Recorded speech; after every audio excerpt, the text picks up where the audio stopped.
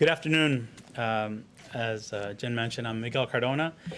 We're at a critically important time in our nation's history in education, and I'm honored to serve as the Secretary of Education. My goal, my priority right now is to safely reopen as many schools as possible, as quickly as possible. And to do that, earlier today, I notified all 50 states, DC, and Puerto Rico of the amount of funds they'll be receiving from the American Rescue Plan, totaling nearly $122 billion to help them reopen safely and quickly. I'm also pleased to share that HHS is allocating an additional $10 billion for states to do screening and surveillance testing in schools to make sure we can not only open our schools, but keep them open.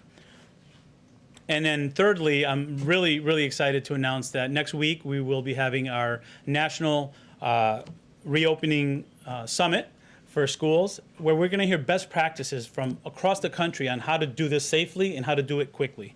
Because we know there are great examples out there. We know students learn best from students, teachers learn best from teachers, and states will learn best from states on how to safely reopen schools quickly. I'm really excited that Dr. Jill Biden will be offering opening remarks, and Dr. Rochelle Walensky will also be in attendance. So I'm excited about that. You know, as a parent and as an educator, I know the value of in-person learning, and for those of you that are parents here, you know there's no substitute for in-person learning. So I'm excited to get to work, making sure we can safely reopen our schools as quickly as possible. I'll take any questions you have. Thank you. Okay, Darlene. Thank you, Mr. Secretary. Thank you for being here. You talked about the money that you informed states that they're getting. How will you ensure that the money is actually spent for the things that schools need to reopen? It's a great question. Thank you. It's critically important that we use the funds to support our students, especially those students who have had gaps exacerbated as a result of this pandemic. We know achievement and opportunity gaps have widened, so it's critically important that that process is not only communicated with the education department, but publicly as well. We will be receiving reports from the states on how they're going to be using their money, and we also expect those reports to be public. Go ahead. Mr. Secretary, thank you for being here. Now that teachers are eligible in most every state, what do you say to those teachers and school officials who refuse to get vaccinated?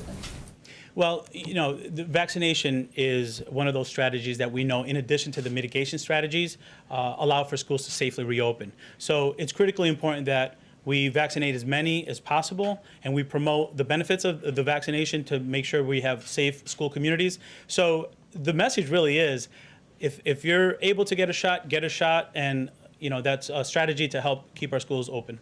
Nothing about making it mandatory. If teachers want to come back unvaccinated, that's fine by you.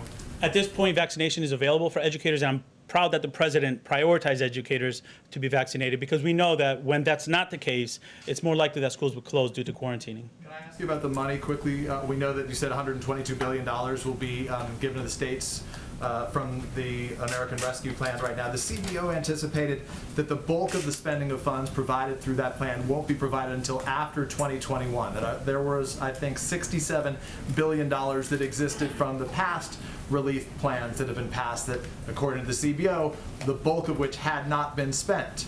So why, at first, is that accurate? And why hasn't more of that money been spent right now, even before the American Rescue Plan money was sent out, to get those schools to safely reopen?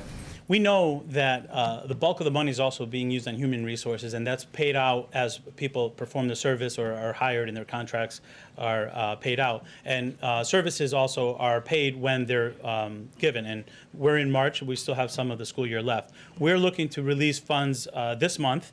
And we know that schools are needing that to not only prepare for reopening now, but also to plan ahead. We know that when our students come back, they're going to need more social emotional support. We know that our schools have to be designed to meet the needs of the students after they return after a pandemic. So this is a long-term process also that they can plan for next year and the following year as well with this American Rescue Plan.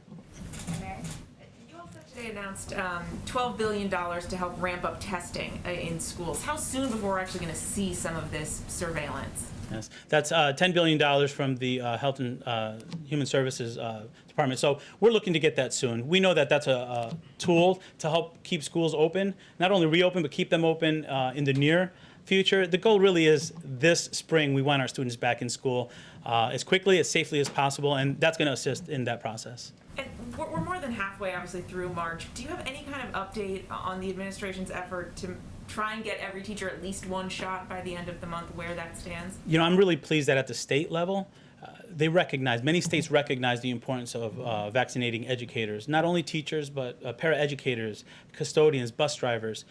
They're critically important parts of that school community. So we know that that's a priority in our different states, and I think it's, as I said earlier, it's part of the strategy to make sure that our schools are safely reopened, in addition to those mitigation strategies that we know, when working, we can also use to safely reopen our schools. Kristen, you're gonna have to be the last one, but we'll bring him back. Well, thank you, and thank you, Mr. Thank you. Secretary. Yeah. Today, the head of the CDC said that they are looking to update guidance, reducing the social distancing recommendations from 6 feet to 3 feet. This was one of the stickiest sticking points for so many schools as they tried to reopen. Are you at all frustrated by this potential course correction? Not at all. Listen, we're in the middle of a pandemic, and I know the success we've had in Connecticut when I was Commissioner of Education was because we worked very closely with our health department, and we recognize this is a health pandemic, and we're always going to take guidance from our health experts, our sister agencies that are health experts. So I recognize it may change, and if it does, we're going to be able to adapt and work with them. We were successful because we work closely with them, and we recognize that that partnership is what's going to lead to our schools being open as quickly as possible. Thank you. If you reduce it to 3 feet, would it make it much easier for schools to reopen, in your opinion? If it does go to 3 feet, it'll provide more opportunities potentially for students to enter our schools, which is the goal. Is there any chance that you could say something about the shootings in Atlanta? So the president has spoken out very strongly about the need to halt violence against Asian Americans. You know, as the education secretary, do you see some role for the federal government to play in terms of spreading, message of tolerance or to work against discrimination? My condolences to the family and the communities that suffered that violence. In education, we have a lot of work to do. We have to reopen our schools, and we also have to make sure that we're preparing our students for a tomorrow that we want for our students. So thank you. Thank you, Mr. Secretary. Thank you.